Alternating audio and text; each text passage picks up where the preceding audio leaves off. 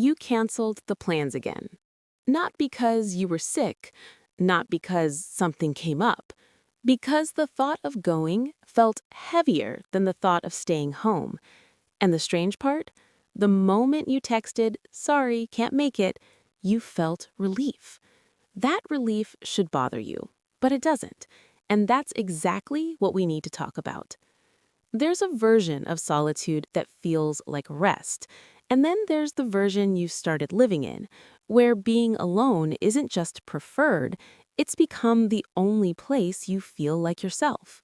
You go to the gathering, you smile, you participate, but somewhere in the back of your mind, you're already calculating when you can leave. In relationships, you hold back. Not because you don't care, but because closeness requires something from you that you're no longer sure how to give. At work, you do your best thinking at 6 a.m., before anyone else arrives. You recharge in silence. You process in silence. You live in silence. And you've started to wonder, is something wrong with me? Because the world doesn't reward this.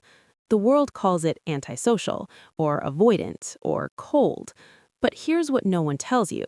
What you're experiencing isn't a character flaw, it's a pattern, and patterns always have a reason. Psychology has a name for what you are, high in the trait of introversion.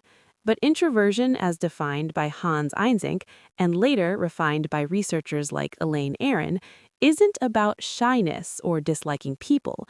It's about nervous system sensitivity. Introverted brains process stimulation more deeply, more thoroughly, more exhaustingly.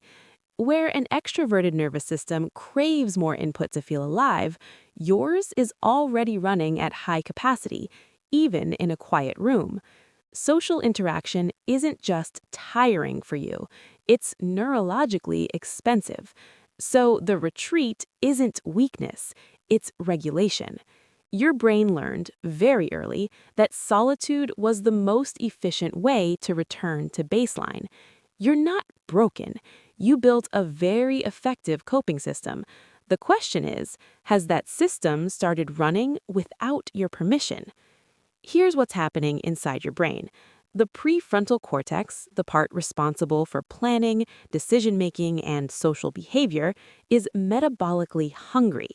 Every conversation, every social performance, every moment of managing how you come across to others draws energy from the same limited pool. Psychologists call this ego depletion, the idea that self-regulation is a finite resource. For someone with a highly reactive autonomic nervous system, social situations trigger a low-grade stress response, even when nothing's wrong.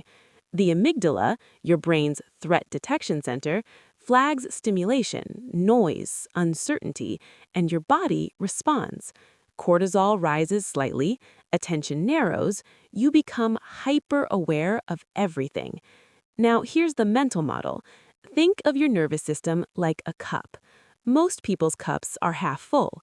Yours arrives already 3/4 full. A conversation fills it to the brim. A party overflows it completely. Solitude is the only thing that slowly empties the cup. So over time, your brain does what all brains do. It learns what works and it prioritizes it. The dopaminergic reward system begins associating aloneness with relief, with safety, with pleasure. And here's the part no one talks about. When avoidance is consistently rewarded by your own brain, it becomes harder to choose otherwise. Not because you're weak, because your brain is very good at its job. So how do you work with this rather than against it? Not by forcing yourself to be more social, but by understanding what's actually happening and making conscious choices instead of automatic ones. Distinguish restoration from avoidance. Solitude that leaves you feeling more like yourself, that's restoration. Solitude that leaves you feeling more afraid of others, that's avoidance. The brain is honest if you ask it the right question. After your alone time, do you feel ready? Or do you feel smaller? Psychologist Jonathan Cheek found that healthy introverts experience solitude as genuinely restorative, not as a hiding place. Notice which one yours has become. Name the cost before you opt out. Before canceling plans, pause. Not to guilt yourself, but to be honest. Research on behavioral avoidance shows that every time we avoid a mildly uncomfortable thing, the brain recalibrates the threat level upward. What felt manageable becomes frightening. What felt small becomes large. So ask yourself, what am I training my nervous system to believe right now? Use micro doses of connection. You don't need to go to the party, but behavioral activation theory, developed as part of cognitive behavioral therapy, suggests that small, low-cost actions can interrupt avoidance cycles before they calcify into permanent patterns. A 15-minute coffee, one genuine conversation, a walk with someone who doesn't demand performance, small enough that the cup doesn't overflow, significant enough that the brain gets reminded people are safe. Protect solitude without weaponizing it. There's a difference between needing space and using space to avoid intimacy. Attachment research, particularly the work of John Bowlby, shows that avoidant patterns often emerge not from hating people, but from a learned belief that closeness leads to loss.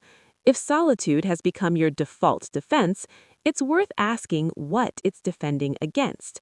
Journaling one sentence a day about what you're actually avoiding, not the event, but the feeling, can surface what the brain keeps quietly behind the door.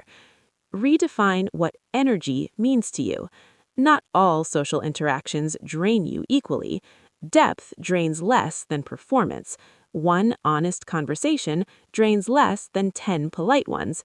Begin selecting for quality over frequency, and notice the cup doesn't fill as fast when the interaction is genuine. Here's the one thing to carry with you. Your nervous system is not your enemy. It's a very loyal system that learned to protect you using the only tool that consistently worked. Solitude isn't the problem. Unconscious solitude, solitude you fall into rather than choose, that's where it starts to quietly cost you something. The cup metaphor holds. Your cup is real. The filling is real. The depletion is real. But you are the one who decides what goes in and when you decide it's time to empty it. That distinction, choosing versus defaulting, is the whole thing. There's nothing wrong with loving the quiet. Some of the most attuned, perceptive, deeply alive people are the ones who need the most stillness to stay that way. But the goal isn't to become more extroverted. The goal is to make sure that when you close the door, you're doing it on your terms, not out of fear, not out of habit, not because your brain quietly decided for you while you weren't paying attention. You get to want the solitude. Just make sure it's still a choice every single time.